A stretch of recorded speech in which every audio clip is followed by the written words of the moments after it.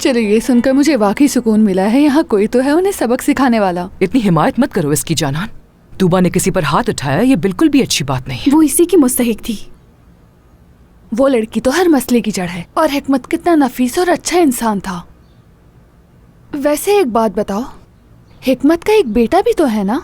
हाँ, उसका पहली बीवी से एक बेटा था जो नसरीन और फातिमा को बहुत ज्यादा तंग कर रहा था। तभी तो करीम यहाँ लेकर आ गया उन दोनों को। अगर वो उन्हें इतना तंग करता था तो मेरे ख्याल में बहुत अच्छा काम करता था। फजूल बातें मत करो जानान।